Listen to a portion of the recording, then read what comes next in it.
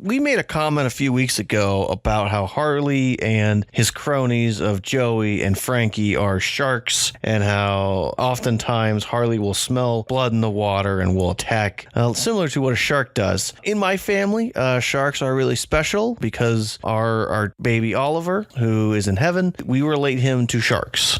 It's just something that fit for us. We have a lot of shark things around our house and a lot of outfits that are shark themed. And so we thought it could be cool because during the month of May, which is his birth month, we try to fundraise for a great organization that was super helpful for us and dealing with our grief and helping us through it. And so thought it'd be cool to make some nice, cool shark design that Brett lovingly created for us. Any of the proceeds that we get from those are going to go straight to the organization that helped us out called Emma's Footprints. They help with families that deal with infant pregnancy losses. So whether it's a few weeks into a miscarriage or up to about a year of child passing away, they are willing to help and support. If you are interested in learning more about that, go to emmasfootprints.com. Can you just have ready the scum quotes? I actually can, yes. Yeah. In fact, I'll bring up Eric's page and I'll have them ready to go. All right. Whenever you're ready. Here we go.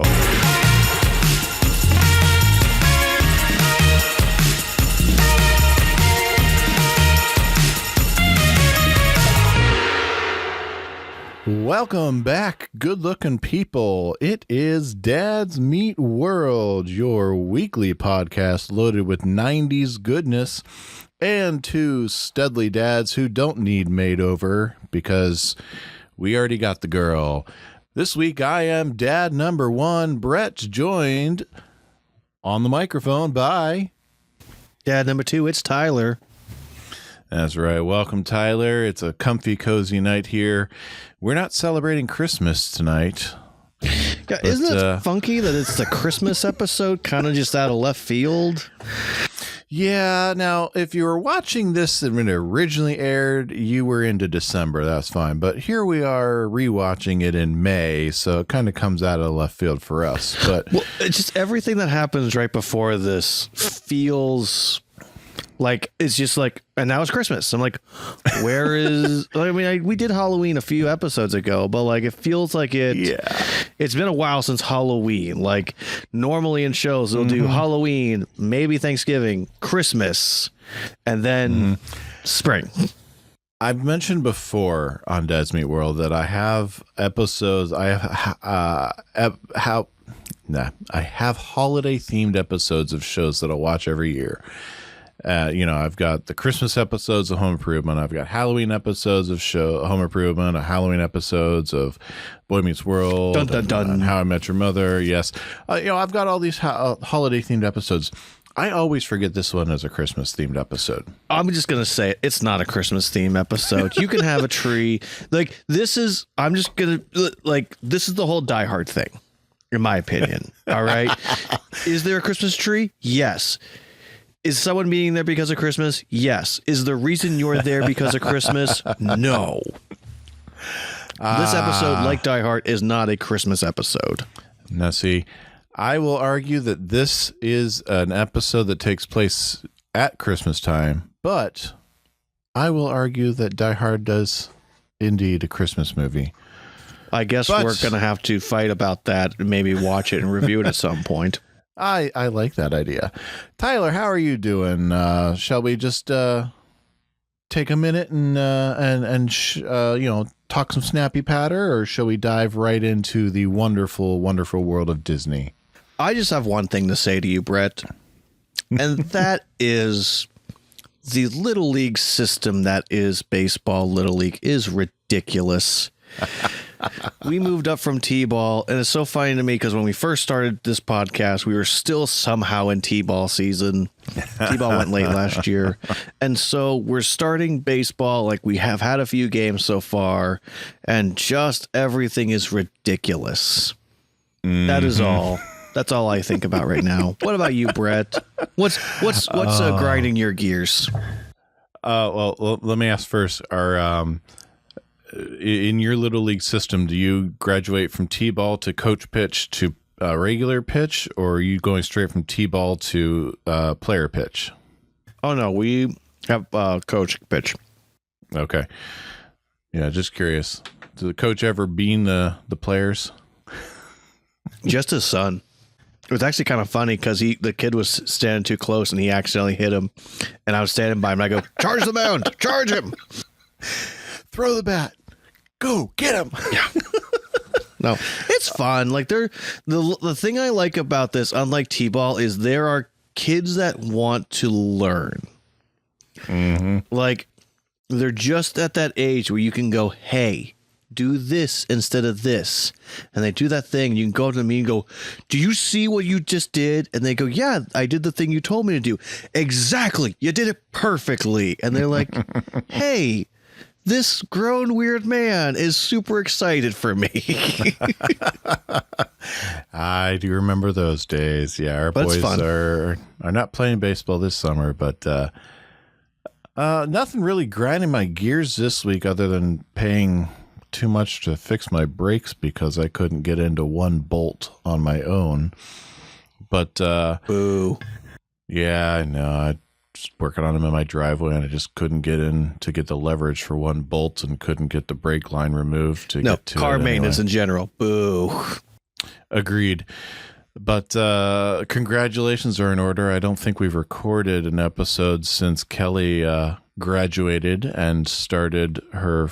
As we're recording, Kelly has finished her first day as a fully licensed social worker. Woohoo! Go mom number 1 for this episode. Next week, number 2. So many modifiers for that. I know. Praise. No, I mean, we've had Kelly on this podcast before, so the viewers know of her. But I'm so proud of her because I know this was a long time coming. It's something I remember as a teenager, which is way more longer than I want to admit. Please leave me alone, Brett. But I remember her kind of talking like, I'd love to go back to grad school. Like, I'd love to go to school. I love school. I'd love to go learn. That'd be great. You know, I sometimes just think I should be a social worker. And I go, you should be a social worker, Kelly. Yeah, I didn't even know what that was at the time. But I thought, Kelly, if that's what you think you should do, I think you should too. And as of today, she officially is. So we got moved into her new office. She's fully licensed by the state. And I'm very proud of her. So, Yes. Big old let's shout dive out to Shut up. Mama Kelly.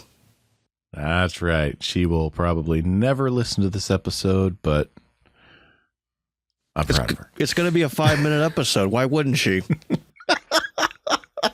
Well, let's dive right into our episode tonight, or this week. We record at night, and we're going to dive into the 12th episode of Season 2, Turnaround.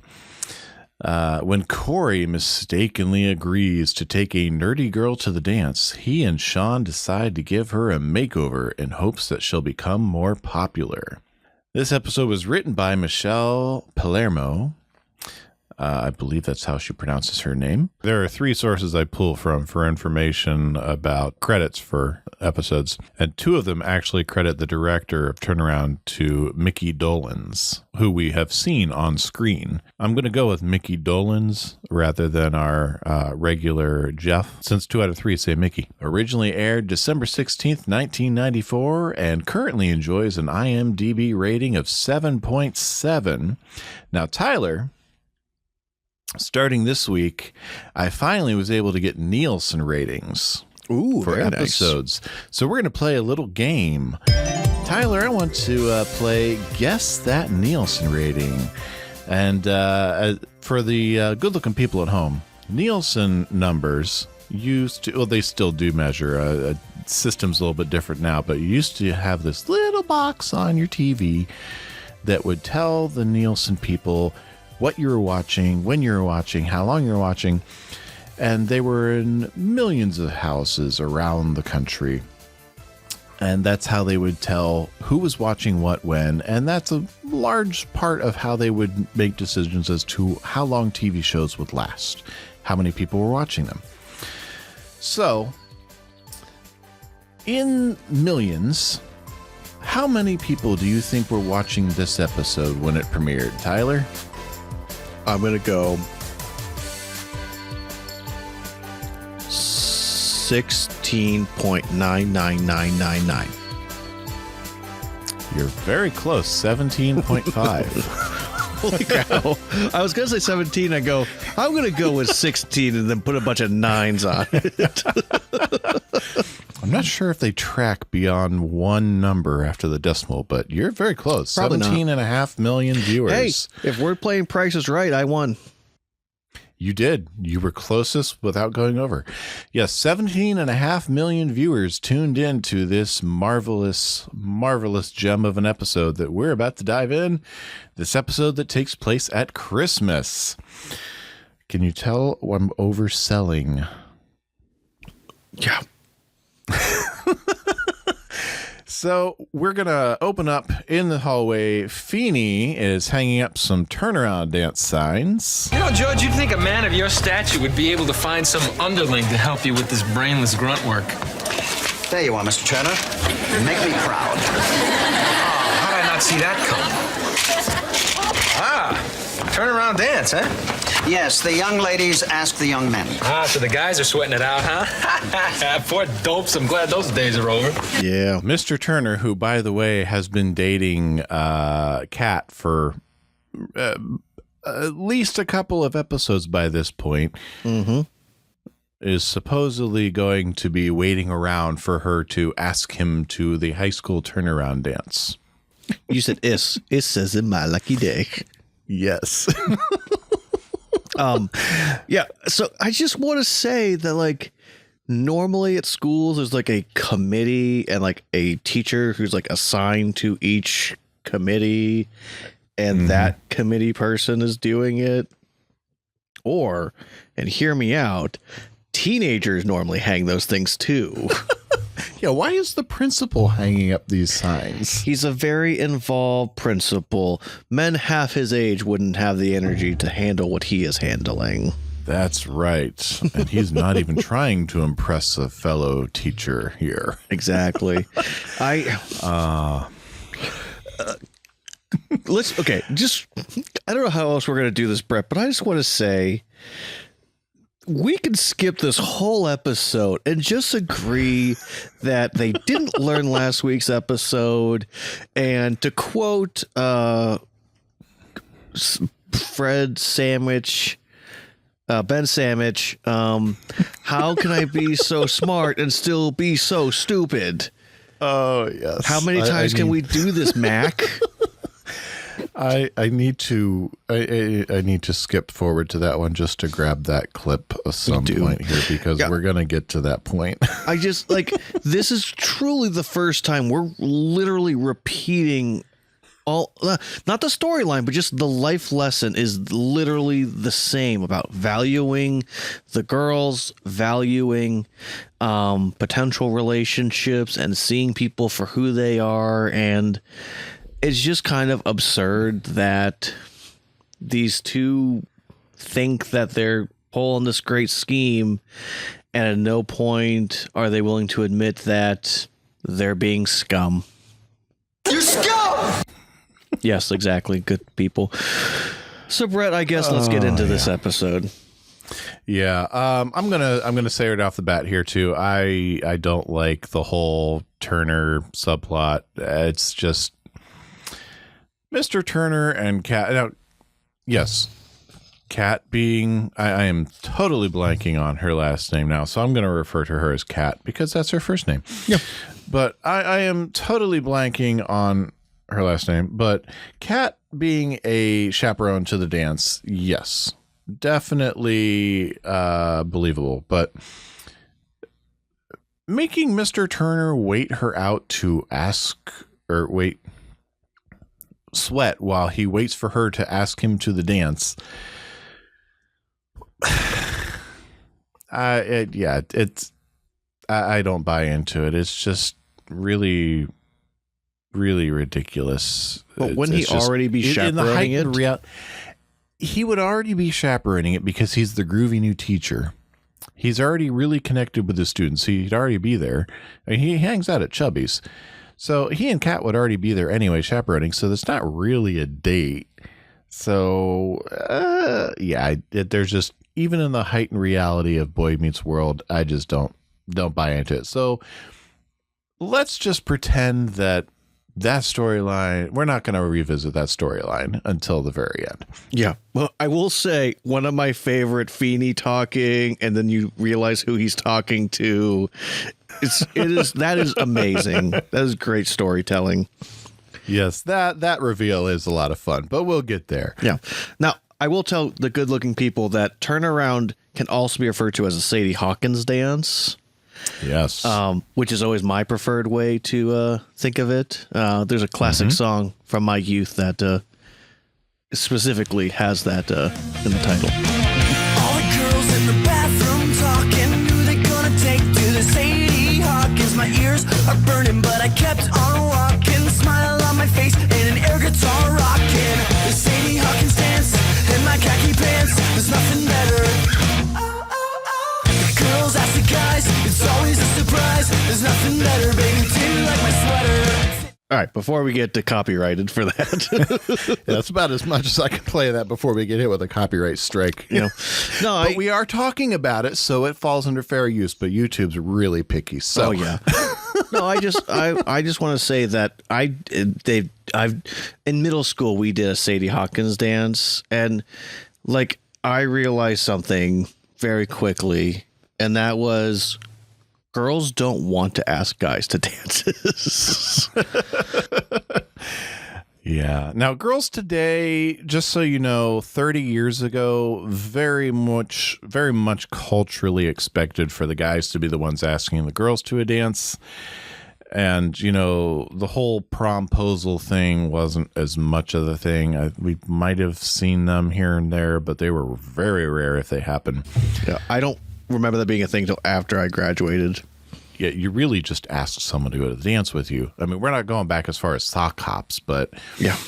But I mean, really, it was guys asking the girls out to the dance. This was actually a cultural flip of the script. Yep. So 30 years later, you know, not so much, but I got a deep dive about it later on. I fully expected that.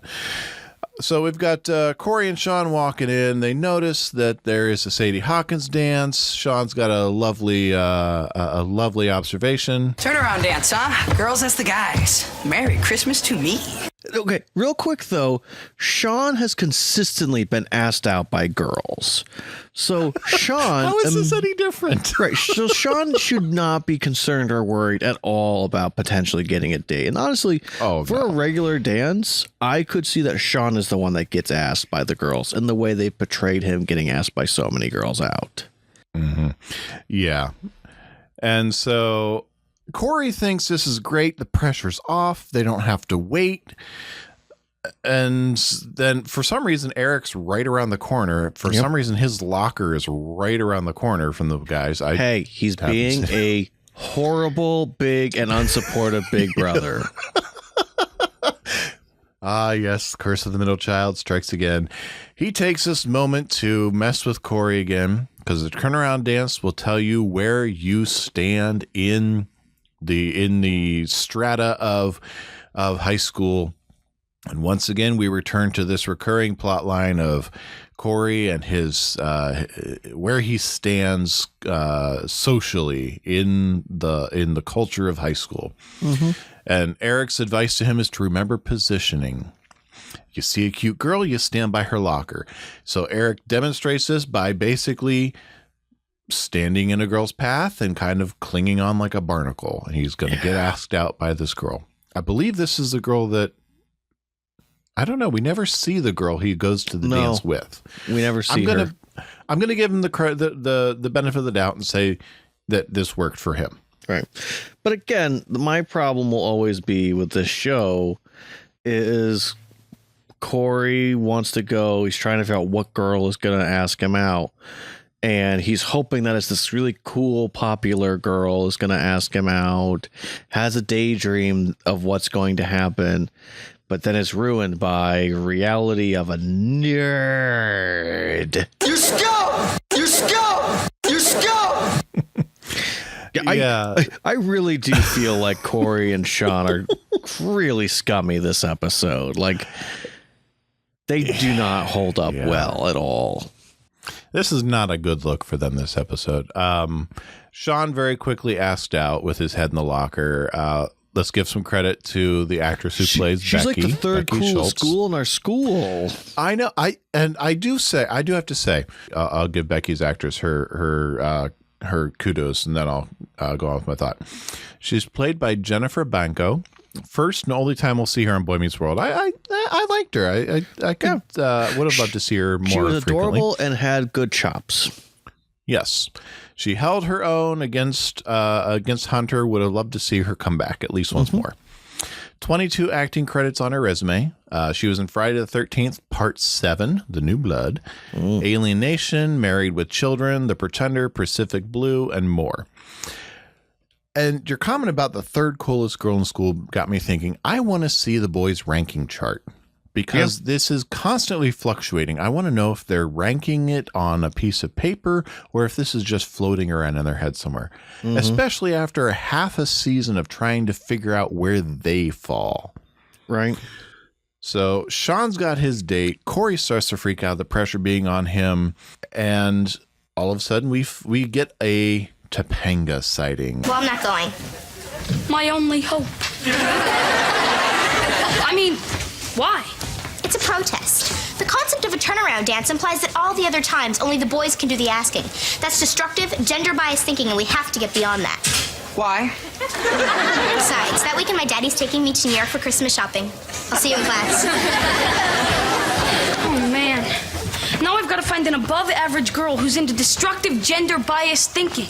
I'm really curious if the writer of this episode was in the writer's room at all through the first season and a half, or if this was a stringer they brought in. Well, and this goes back to my point. I think the Lawrence household is much more broken than what they want to admit. Yeah. And even to the point in which, Jedediah is selling guitars to famous musicians and whatnot. And it just feels like, the Lawrence family is whatever the show needs them to be, but They really are. If he is willing to take Topanga to New York for fashion, like for buying Christmas stuff, they must have some money. Yes. He makes beautiful guitars, we'll find out next season, but at the end of the next season he's still in this kind of hippie type of space. Last season he was the unicorn something bookstore. Next season he'll be making guitars. And here in this one-off, he's taken Topanga, who calls him Daddy, to New York to do Christmas shopping. Yeah, but I do like Topanga. We've mentioned before she's growing into this very strong, independent young woman. She views this as a toxic type of a mindset, that it's regressive and it's stuck in a very gender biased mindset where it's the only time girls can ask guys out. I like Sean's little why. That was fun. Yeah. But all of that, I liked her little diatribe there. It's kind of that drive by. Here's my 3 lines of dialogue, and I'm gone. Yeah. Well, and you also have to imagine that for these writers, I think they didn't know how much of the whole hippie stuff they want to stick with her. Yeah, they're still trying to figure her out. Yeah. And I think they don't know when they want her to be more of a regular around. So, yeah. I don't know. Shall we get to the part where they are scum? Oh, yes. Here, let me fast forward for us, Brett. They're in class and they're inspired by something, and Cory gets asked out by a nerdy girl, and they decide she's all that her, It's not out yet in this timeline, but that's essentially 5 what more they do. years before She's All That comes out. But yes, this is basically, I mean, She's All That was not the first movie to adapt Pygmalion, which is what Mr. Turner was using. But yes, Cory is asked out by Ingrid. She's All That, or they simply Not Another Teen Movie her. I got this idea from the pig play. Yes, Cory inadvertently or accidentally, however you want to call it, asks out Ingrid, who's played by Natanya Ross. First and only time we'll see her on Boy Meets World, 20 acting credits on her resume. She did appear in Step by Step. Step by step, day by day. I had to mix it up. That's like season 6 Step by Step theme song. Viper, ER, The Babysitter's Club, Baywatch, The Secret World of Alex Mack, and a few others. Nice. Who I should note views herself lower on the totem pole than Cory because tells her friends, I can't believe an average guy said yes to me. Well, and that's okay. This is a bothersome for me because, like, they only really show her once looking nerdy. Mm-hmm. But, like, she looks nerdy for the classic reasons of she's wearing glasses and she's wearing her hair funky and she's wearing clothes that's not very flattering.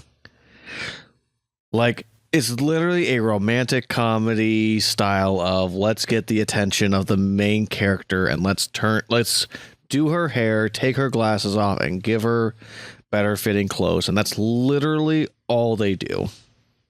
Yeah, it's very, very cheap visual language of let's throw glasses on someone and make them look less attractive with glasses. Hey, and with people with 8 eyes on this podcast, we are offended.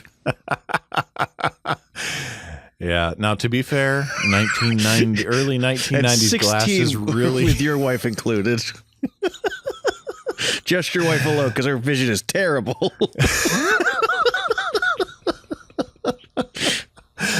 To be fair, 1994 glasses were really not slim or cool or hip or any. They were not cool in any way. But that's fair. They were not flattering. That's fair. Yeah. So we're in the kitchen. We're in the Matthews kitchen. Cory has said yes without realizing what he said yes to. And there's this scene where he's practicing how he's going to break it off with her. And let's listen in. You know how you think I said I'd go to the dance with you? Well, you're gonna think this is pretty amazing, but see, that wasn't me. See, there's this guy who looks like me and sounds like me, but he's not me. Now, I reported him to the police, but they keep arresting me. Oh, yeah, that'll work. Dad! No, it's not me. It's just a guy who looks like me. And the both of us are wondering what the two of you are up to. Okay, look. This girl, Ingrid, she invited me to the turnaround dance, and I don't want to go. I mean, I want to go, just not with her. But you said yes to her. Yeah, but my whole social standing for the rest of the year depends on which girl I'm there with. Oh, that's different. I understand. Go with the girl you said yes to. You know, there are times when Alan will sit back and let Cory marinate and let him think things through, and there are times where he just needs to take that firm hand on the tiller and say, you're an idiot. You just need to go through and do what you agreed to, because You scum! If you don't. Yes. Yeah, and this is one of them, and I clipped that specifically for Alan's reaction. Oh, go with the girl you asked, or the girl you said yes to. Yeah. Eric, in his own way, agrees, because, now granted, not for an honorable reason, but because if Cory breaks it off, then the International Women's Network will get wind of this. This recurring joke is actually kind of humorous, at least with Sean's involvement. Yes. Okay. I think the Sean element is hilarious. Yes. The concept, however, of the Women's Network, to quote someone else I know, sounds very misogynistic and sexist. Now, is this a direct quote or are you just lifting? I'm just assuming what I should say. It probably is. Yeah, but no, I mean, I think it's just because of Ryder Strong's timing in this. Like, it's always perfect when he comes in, and just the way he is confident and relaxed about. It's like, oh yeah, I'm connected to the network. I'm plugged in. I mean, this is the only time we really hear about this running gag. It is something, but it's just not great. And you just see throughout the show that because of Sean's relationships with girls, he is very plugged into women and how they function and how they think. But Eric makes a point that, you know, good news travels fast, but bad news will travel even faster. You dump this girl, all the girls are going to hate you. Yeah. Again, Eric giving messing advice to Cory. Yes. And yet it's not bad advice completely, because in the end, it lines up with, on the whole, it lines up with what Alan says, because it's still telling him, go with the girl that you said yes to. So Sean's got this brainstorm in class to She's All That, Ingrid. They're going to use Pygmalion, the pig play. We get pretty much our only real Morgan quote, because Sean is bringing in Becky to help. Yeah, one scene with Topanga, one scene with Morgan. You blink and you didn't even see them. Yeah, but Cory and Sean are cutting all these pictures out of magazines they found on Amy's nightstand, and they're Frankensteining this face that they want Morgan to take up to Becky. This is scary. Well, boys like that. Yeah.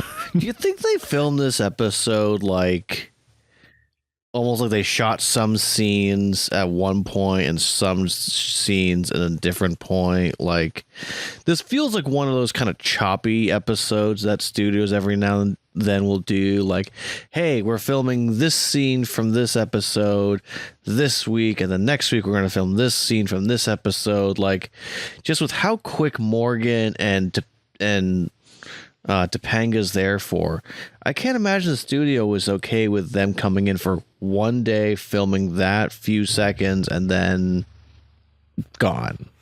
I think the studio is fine with it, because with child actors at that point, it's not like they paid any more or less if they had one line or 12 lines. So I guess so. Anyway, but yeah, Cory and Sean are being scum. You're scum! I'm scum!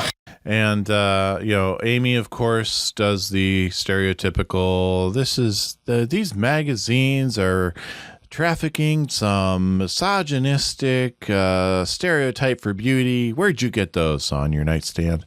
Becky comes down to introduce the new and improved Ingrid, and we have the ridiculously low-hanging joke of Sean being dumb enough to think that Becky is Ingrid. Ingrid comes down.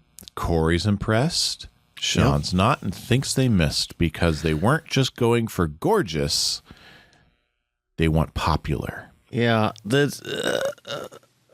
I mean, Sean is not wrong in the way he is talking about this, but again, it's really weird and creepy and scummy. Yeah, I don't know how else to describe it. You're scum! Like, this is one of those episodes where I'm like, you guys are the villains. Yeah, like, you're not the good people in this story. You're not the heroes of your own story here. Yeah. Well, that's the thing, is like, Sean's like, we need to convince people she's like a foreigner or something like that. Maybe like she's from Sweden. She goes, my family is from Sweden. Wait, your family's from Sweden? Like Sweden? And tell me about the beaches there. Like, yeah. Oh boy. It's just the whole routine also of like reintroducing her to the school and everything like that. Like, you know, if they redo the show right now today, it would just be an Instagram post and, you know, that's all they needed to do. Yeah. They wouldn't have to go through this rigmarole of, oh, she's from Sweden. Yeah. Oh yeah. And his and Becky's whole sales pitch was hilariously cringeworthy. Sweden, huh? Is it true what they say? Yeah, they sunbathe in the nude. Amazing. What about the schools? Nude. The malls? Nude. At the Gap, all they sell are hats.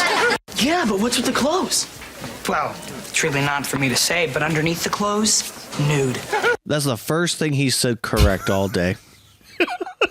It's factually correct and still cringe. 100% cringe. Yeah. Scum. Scum is how I would describe it. You're scum! Yeah. It's just kind of funny, though, because it doesn't take long before Cory is hovering and gets dumped.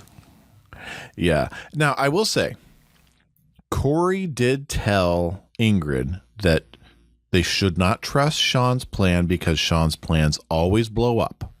This is the one moment in the episode where Cory uses his brain and should follow it.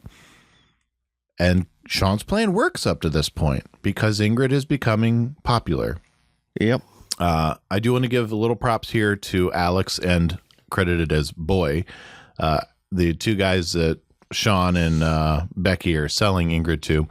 Alex is played by Will Estes. First of 3 times we'll see him at Boy Meets World. 2 times he'll show up as Alex. One is Dylan. He has 58 acting credits on his resume. Highway to Heaven, Baywatch, Step by Step. Step by step, step by step. Sing it. Full House, Secret World of Alex Mack, Seventh Heaven. He was in The Dark Knight Rises. Who is he in Dark Knight Rises? Officer Simon Jansen. I wonder if he was an officer. But you will know him most, good-looking people nowadays, as Officer Jamie Reagan on Blue Bloods for the 275 episodes and counting. Did you ever hear the story of one of our former professors almost being in Dark Knight Rises? I think I did, yes. Which remind me of which one? You should probably censor this part, but Hello. Yes, I do remember hearing something about that. it was like he literally like could have done it, but like had a scheduling conflict. And it wasn't just like in the stadium at Heinz Field. It was like a legit part in the brawl scene with all the police officers at the end. Like the part where they're like running like Up on the streets up by Mellon. Yeah. Nice. So he could have been in it, but oh well. Could have been in it. Could I have would the have loved to have glorious seen Doctor. wise Had the gray beard. man. Oh, man. That would have been awesome. And we have Boy. He's only credited as Boy. Nicholas Banco is the second time we've seen him on Boy Meets World. Only 4 acting credits on his resume. Wind in the Wire, Baywatch, and High Sierra Search and Rescue. He has not acted since 1995. You know, they're really pretty good about randomly giving people names, especially if they talk. Yeah. I know there's some sort of Screen Actors Guild rule as for how you're supposed to credit people, but I don't know what it comes to for if you have to give them a name or not. Yeah. I did like this little interaction that we have between Mr. Feeney and Sean in the cafeteria about Ingrid's newfound popularity. Girl in the white turtleneck, is that Ingrid Iverson? That's her. What on earth has she done to herself? Oh, she didn't do it. We did. Cory and me. Cory and I, Mr. Hunter. Oh, yeah, sure. Now everybody wants to take credit. Oh, Sean, you're still scum. Yeah, just it's that dyslexia. The grammar is difficult. I get it. It is. It's tough. So Cory gets dumped now by Ingrid. She's too popular. Rick, who didn't know she was alive a week ago, is now talking to her, and Cory doesn't want her to pass that up. Does he? Of course. Pass it up. You asked me. So Cory is getting the same type of brush off that he was going to give Ingrid, but he has a parent who apparently has more integrity to pass on to his children than Ingrid does. So I guess we should give him at least a half a point there, but he's still scum. Yeah. Sean is sorry. He just heard through the International Women's Network, but Allison Cheever, the girl he was hoping to ask him first, asked Cory to take him or to take her to the turnaround dance. Now, Allison Cheever is played by Marnette Patterson. First time we'll ever see her on Boy Meets World. Last time we'll ever see her on Boy Meets World. 66 acting credits on her resume. Nightmare on Elm Street, The Dream Child. Not one of the better outings for the series. That's not Third bad. Rock from the Sun. It's not bad, but it's not the best one. No. Third Rock from the Sun, Saved by the Bell, The New Class, That 70s Show, Nip Tuck, Supernatural, CSI, House, and others. Nice. So Cory's got himself a date, and we're heading to the Matthews living room. Alan and Amy are trimming the Christmas tree. Eric is waiting for his date. Alan and Amy are, waiting for your date. Aren't you going to go pick up your date? No, it's the turnaround dance. You know what? I clipped this whole interaction. I'm not going to do. I want to hear this interaction. I'm not going to do Will Friedle justice here. So let me have him share with you. Go pick up your date now? Oh, no. Tonight is turnaround. Tonight I sit down, relax, make myself pretty, while the girl comes to the door, asks if I'm ready, and suffers through the nightmare interrogation by the parents. I feel so cheap. But you know I kind of like it? Hey, Cory, come on, your ride's leaving! I feel so cheap. But I kind of like it. Yeah. I mean, that's the thing, is Will Friedle is always able to take whatever bit he's given and just work with it. Yeah. I do love Will. Yeah. He makes it. But Cory gets... Oh, we forgot to mention the fact that Cory is actually going with a popular girl. I don't know if you said it or not, but I want to make sure that's clear. They get to the dance, and bye, Cory. Yeah.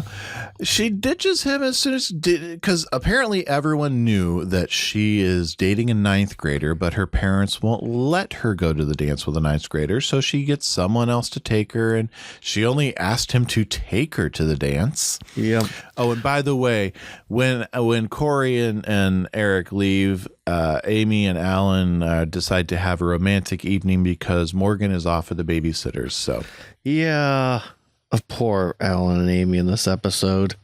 I feel for them. But I will say, right after we cut away from the Matthews house, we do get the classic Feeney scalding people, and you're sitting there going, is he talking to a couple of teenagers? And then you find out, nope, he's talking to Mr. Turner, and Miss must be my lucky day. What if I just showed up, found a pretty woman, chatted her up, ignored the students, and had a wonderful time? Why don't you? I guess I could. I will say that that's a great understanding of who we've understood Mr. Feeney to be. It's just I show up, I do my job, I am the example of examples, and it's like, why don't you try to go have fun? It's like, yes. I mean, I could. Mm-hmm. And he's reading them the riot act, and they're just sitting there talking, and he's just so focused on the role of we have to watch over these children and keep them safe, but it's okay to relax a little bit too. Yeah. And you know what? I was watching, and I believe Miss Snyder, the woman who John and Kat point him towards, I'm pretty sure that she was the woman that Mr. Feeney was at the poetry reading with. Probably. Yeah, who knows how they had this whole show all set up, but yeah, we get to Cory being at the table, and then a super wet Ingrid shows up. Yes, she does, because apparently it's only cool to talk about jumping in the pool, because John Adams High has a pool. In the middle school, they had to go across town to like the Y, but the high school has a pool. And she jumped in, and her date didn't find her cool anymore. Yeah. Now, I have to say, they do have that somewhat right, in my understanding. Like, most people who were the quote-unquote cool and popular people, they were often the people that did not do things and or do much in the way of changing or actually doing the things they talked about doing. Yeah, they tend to talk a big game and not really follow through on much, in my experience. Yes. And it's at this point that Cory, who throughout the whole episode... You're scum! Yes, thank you, Eric. You're scum! I know, Eric, thank you. Yes. Has been complete and total scum. Yeah. Does finally own up to what he and Sean have been doing. Yeah. Now, I gotta say, with the way in which he is talking to her, if you could argue that if it was Topanga instead, it could have worked. But this isn't Topanga, and I don't think Ingrid gives one iota about Cory and his feelings and any of that. Oh, no. She admits it. She wanted to, she, at the very beginning, she asked Cory out because she saw him as higher on the totem pole. Yeah. She always wanted to go to the dance with someone higher than her in the social ladder. It was a way for her to move up the ladder as well. Yeah. And that's why she was okay with them turning her into a cooler person. And that's why she was okay with dumping him when she got a better offer. Yeah. So when they're making their amends and, they're about to go have themselves a good time where they've finally made what seems to be a real connection if they're just themselves and they know who they are now. And what's his face? Alex comes over and says, "Hey, you're the girl who jumped in the pool. You're really cool. Want to dance?" And she's perfectly fine still with leaving Cory in the lurch again. Yeah. Dumping him for the third time. Yeah. Well, he gets dumped for the third time for the same dance because of all of this to her throughout the episode has just been about having the best opportunity for the date at this dance. Yeah. So, and again, it's not like we don't recognize there aren't people like that, but not every single horrible person is a woman. Oh no. And Cory has definitely been horrible throughout the episode. So it's equal. It's net zero. Yeah. They are quite scummy this episode. There's no way around it. Oh, yes. Everyone's scum this episode. And, Sean actually, nice little payoff there. Sean comes over. I'm sorry. He actually witnessed it this time. It wasn't the International Women's Network. He was standing right there. Eric, Sean's date's in the bathroom, by the way. He wasn't dumped. Eric appears. His date dumped him because, her ex showed up and apparently it wasn't over. And the guys all decide to get a picture to remember the evening because they can lie. You guys to want a picture? anyone Drop who's dead. Yes. Oh yeah. Drop dead! Oh, thank you. Oh, they want to get the picture together because they can lie to themselves and anyone else about where their dates were. They can say they were in the bathroom. Except for Sean, because his actually was. I feel like this picture should have come up again. I agree. It should have come up at some point. Yeah, just any time of, hey, remember that? Yeah, it's when we were lying, said that our dates were in the bathroom. The silly lies we used to tell ourselves. Anything like that could have worked. That would have been a great callback during Girl Meets World years, would have. It's almost like there's a mountain worth of cool callbacks they could have done, but yet they always chose the lazy one. We don't have time for this, Brett. We got to get back to the scums. Yes, we do need to get back to... You scum! I don't know if we fully made this clear, though, but literally... the moment another boy come around, she's just bye. It's like not even a sorry, Cory, I gotta go. Like, just this girl doesn't care at all. And again, not everyone is like this. Especially, there are plenty of men like this as well. Oh yes, totally. But we end the episode in the tag. Eric and Cory get home, find Alan and Amy asleep on the couch. Alan was apparently giving Amy a good shoulder rub and fell asleep. They both fell asleep.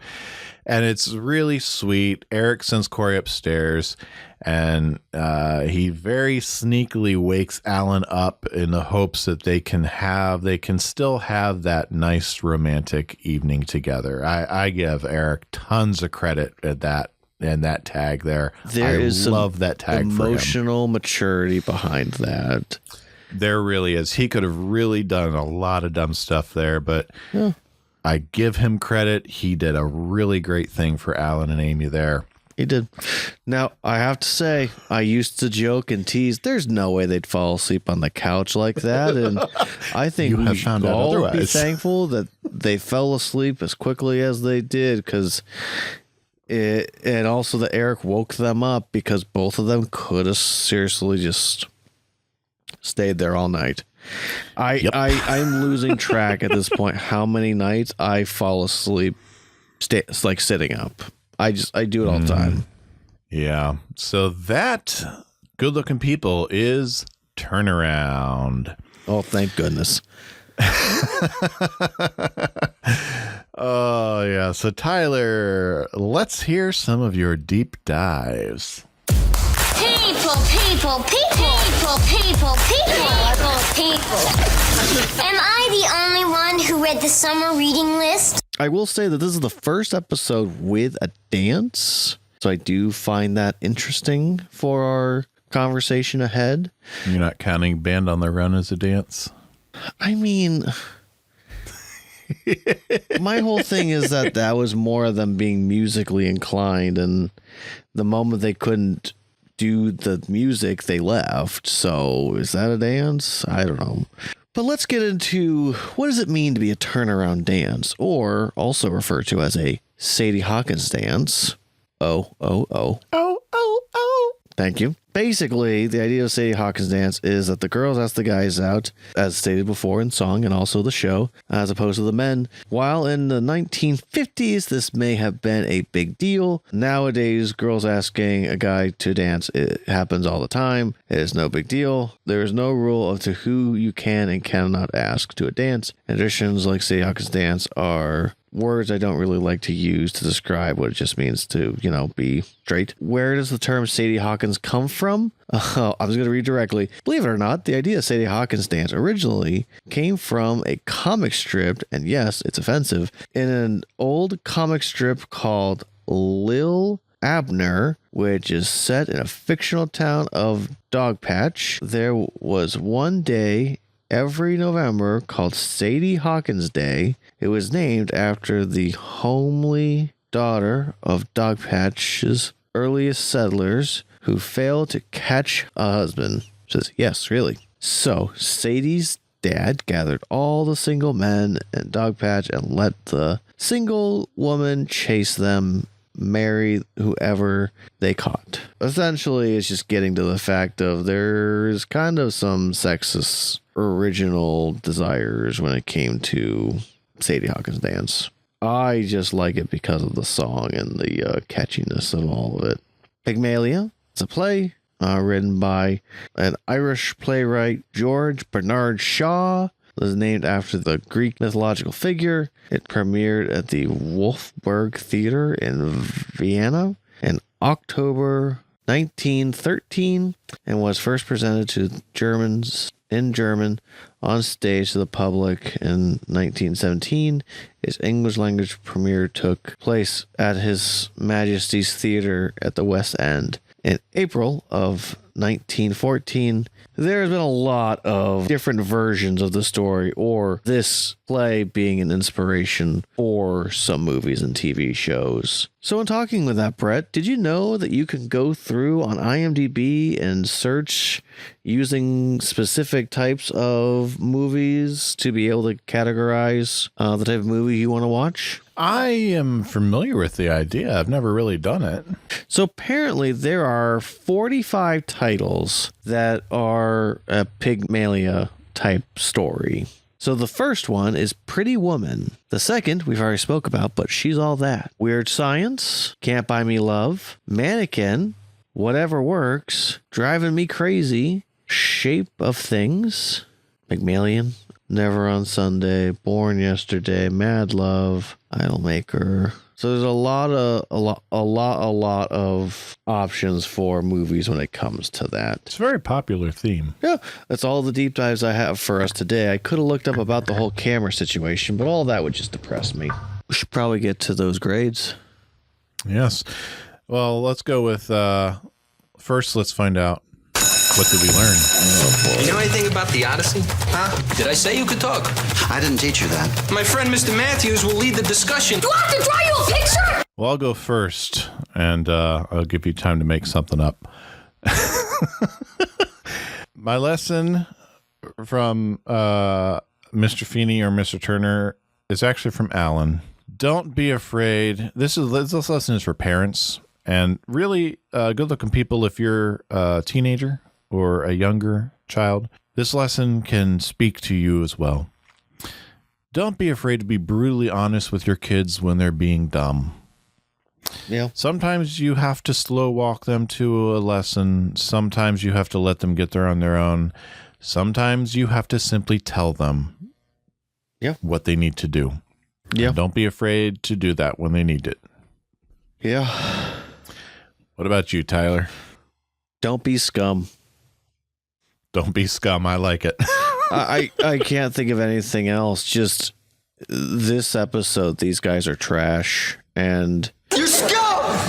they're not like the version of themselves that we really know well. They are absolute garbage this episode. Yeah. They You're scum! There's no other way to put it. They are scum. Yep.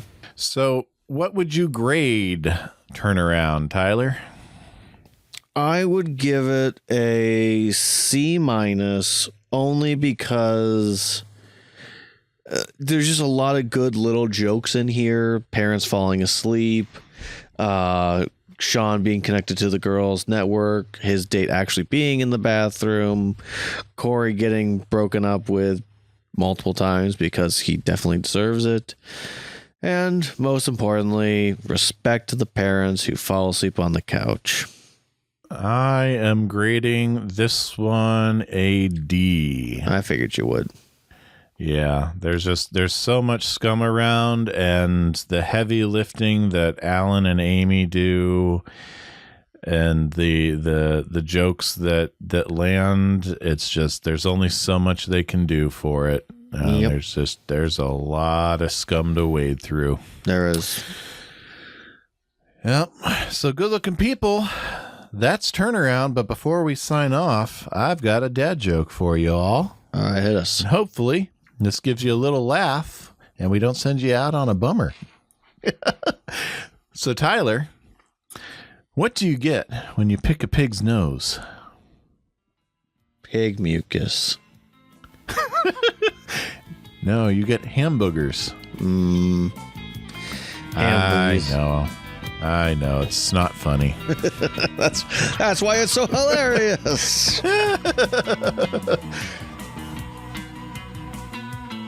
So that's going to be it for us this week. Good looking people. As always, our mailbox is open at dadsmeetworld@gmail.com. You can also send us messages and comments on our Facebook page, on our Instagram, and our Twitter profiles at Dads Meet World. And our limited edition Shark Harley and the Gang shirts. Get those shirts quick, guys. They're gonna run out. That's right. They are up through the month of May, and we are.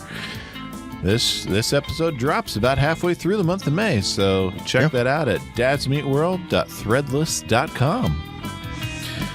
So until next time, good looking. I'll see you. Go back, good looking.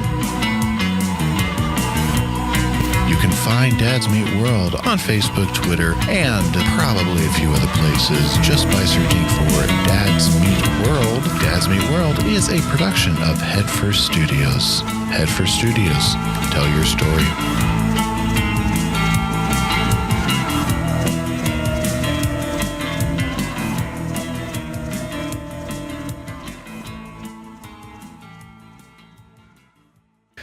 Well, shall we talk about an episode where we see how scummy Cory and Sean can truly be?